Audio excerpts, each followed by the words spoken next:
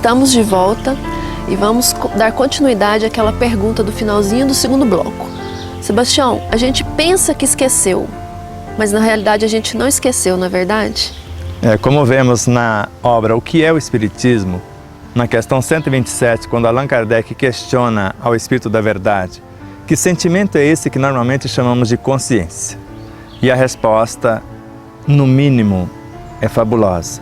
São as lembranças intuitivas das boas resoluções tomadas nas diversas reencarnações, que nem sempre são possíveis de tomá-las como homem, porque o homem, o indivíduo humano, segundo Albert Einstein, é um conjunto eletrônico regido por essa consciência. E Joana, completando a sua ideia e ampliando as informações, ela diz que o indivíduo humano é um conjunto vibracional, um agrupamento de energias em vários níveis, necessitando de canalização e sublimação. E o ser humano, que seria a consciência que gerencia esse indivíduo, é um conjunto de experiências que lhe forma o caráter, a personalidade. E essa personalidade, que é a síntese do universo físico, perispiritual, mental e a alma encarnada em si, representa a mínima parte da consciência imortal. A consciência imortal, o Espírito, é o Deus que gerencia esse universo. E no Evangelho segundo o Espiritismo, no capítulo 19, fica muito claro, quando lemos, que a fé nasce com o homem sobre a sua destinação futura. Então, se nasce, ele já sabe. O homem é que não sabe, porque o homem é fruto do meio. O Espírito, ao encarnar no corpo do homem, questão 605 e 605A do Livro dos Espíritos. Então, por desconhecer que esta energia que formou o nosso corpo biológico, conforme a questão de número 70 do Livro dos Espíritos, estavam espalhados todos esses elementos no meio, no reino mineral, vegetal e animal. Então, no ato da encarnação, nós começamos a juntar essa moçada, esses filhos de Deus, em forma de átomos, de moléculas, de células, para formar o nosso universo biológico. E se somos seres de outros planos, esse pessoal não nos conhece. Então não somos nós, espíritos imortais, que esquecemos. São esses elementos que formam o corpo biológico que não nos conhece. E o universo perispiritual, conforme a questão 187 do Livro dos Espíritos, é construído quando nós chegamos na atmosfera do planeta na velocidade de um relâmpago, usando as energias do meio e do fluido cósmico universal. E esse universo consciencial também não nos conhece. Nós estamos chegando agora e não nos apresentamos para esses seres. Por isso, o aparente esquecimento, porque tem obras que falam do esquecimento na obra que eu citei, o Evangelho, a obra O que é o Espiritismo.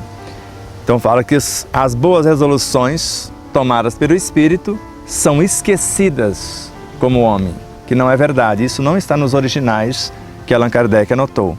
Então nem sempre são possíveis, por eu desconhecer a realidade física, perispiritual e a própria entidade mental que André Luiz, na obra Libertação, pelo instrutor Gúbio, ele diz que a mente é uma entidade que está colocada entre o universo perispiritual e físico a serviço da consciência imortal para aprimorar esses universos. Por isso, a mais nobre, a mais bem articulada e bem arquitetada questão do Livro dos Espíritos, de todas elas, das 1018 a 1019, é a 919. Há um meio prático mais eficaz para se melhorar nessa vida e resistir aos arrastamentos do mal? Um sábio da antiguidade já falou disso: conhece-te a ti mesmo. Agora, o conhecimento de si mesmo, do espírito imortal que somos, da mínima parte que está como consciência da personalidade encarnada. Os veículos de manifestação dessa personalidade, da entidade mental ao universo biológico. Quando compreendemos essas realidades e suas necessidades, entendendo principalmente que o corpo físico é um ser com vontade própria. E dentro dele, cada sistema também tem vontade própria. Cada órgão dentro do sistema, cada célula dentro de um órgão e assim sucessivamente. Quando entendemos e tratamos esses elementos com o devido respeito e um mecanismo de promoção para todos eles, o universo perispiritual, com o exercício da afetividade em todas as frequências, desde o aprimoramento dos instintos, das sensações, das emoções, dos sentimentos, universo mental onde nós vamos transformar esses valores por meio da sublimação em potenciais eternos. Quando compreendemos essa realidade, é como se estivéssemos lembrando de tudo. Porque ensinar é lembrar o outro que ele sabe tanto quanto nós. E aprender é recordar o que já sabemos. No sentido profundo do termo, não esquecemos. Se começarmos a respeitar os elementos que constituem os universos biológicos, os elementos constituintes dos átomos, das moléculas, das células, os alimentos, nós vamos compreender o corpo e entender o perispírito. Quando começamos a respeitar o nosso semelhante por meio dos relacionamentos, nós entendemos a própria mente. Quando iluminamos o pensar, o sentir, o falar, nós acessamos a nossa própria consciência. Porque se acessa a consciência de acordo com o desejo que se tem de manifestá-la em plena harmonia com a lei de justiça, de amor e de caridade. Sebastião, as doenças têm alguma ligação direta com a mente ou com centros de forças?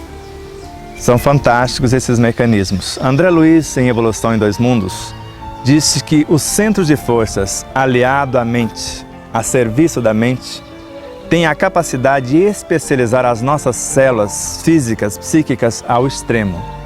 Então, quando o nosso pensamento desalinha das leis de justiça, de amor e de caridade, quando a força de atração se transforma em repulsão, normalmente nós expulsamos os elementos da própria mente e desorganizamos os centros de forças.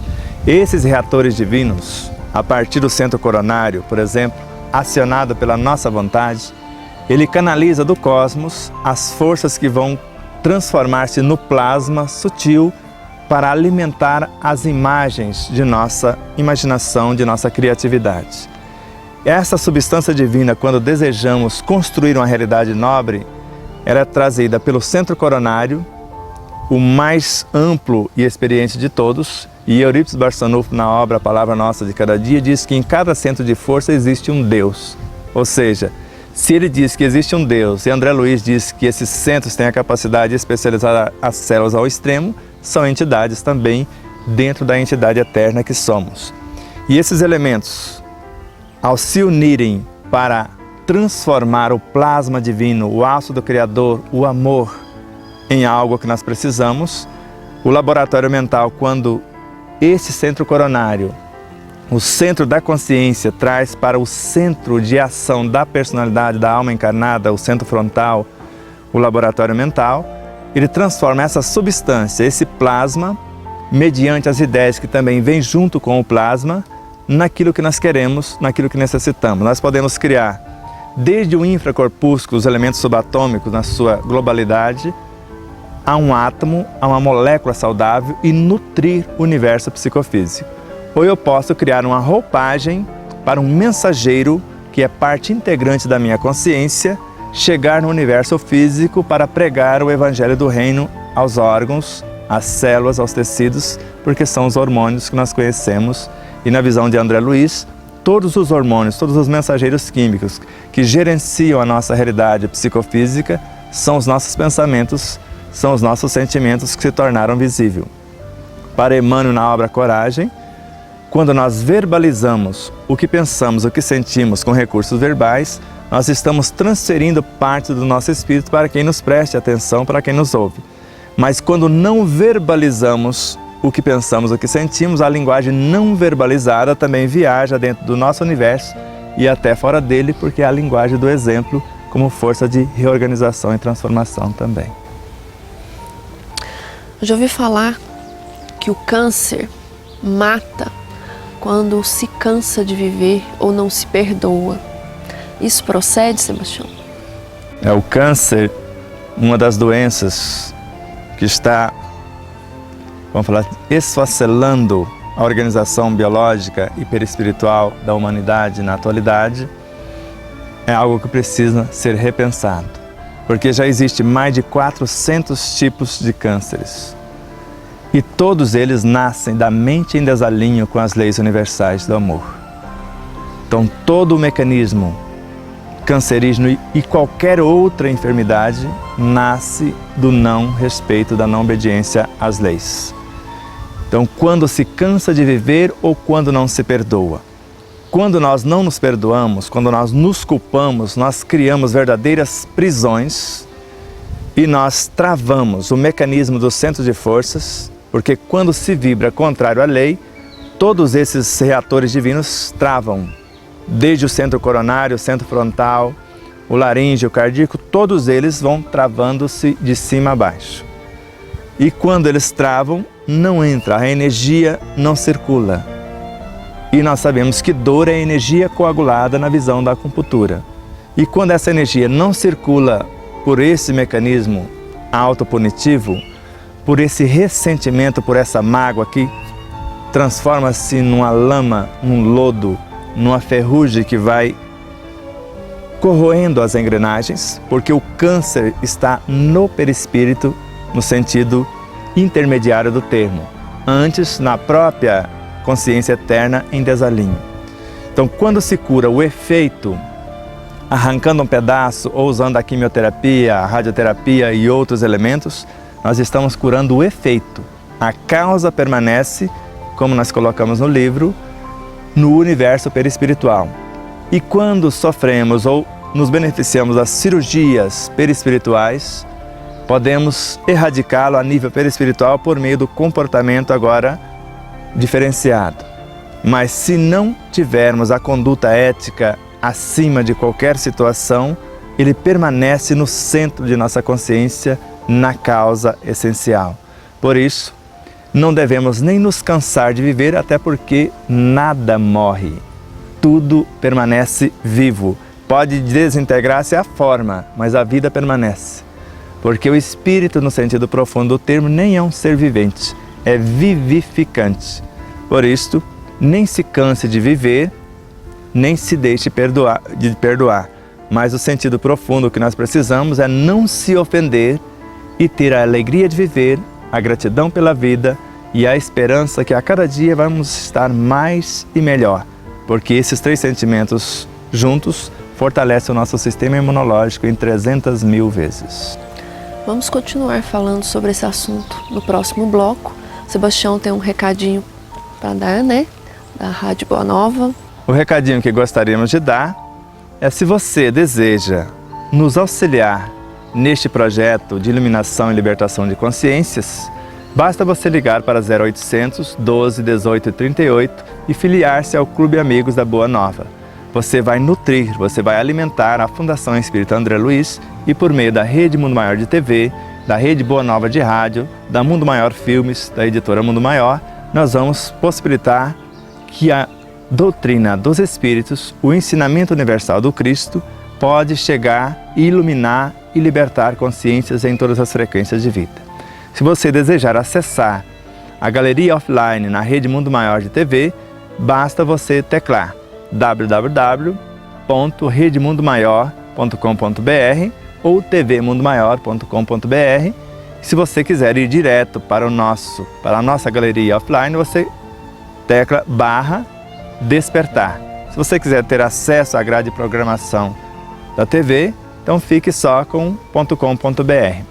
Se desejar acessar a Rádio Boa Nova, tecle www.radioboanova.com.br e tenha acesso no mínimo a 1 ano de programação anterior, tanto em nosso programa quanto em outros. Você terá banquetes de energias em forma de alimentos que nutrem a mente, a alma, o corpo, por meio dessas personagens que nós chamamos de Rede Mundo Maior de TV, Rede Boa Nova de Rádio, Mundo Maior Filmes e etc.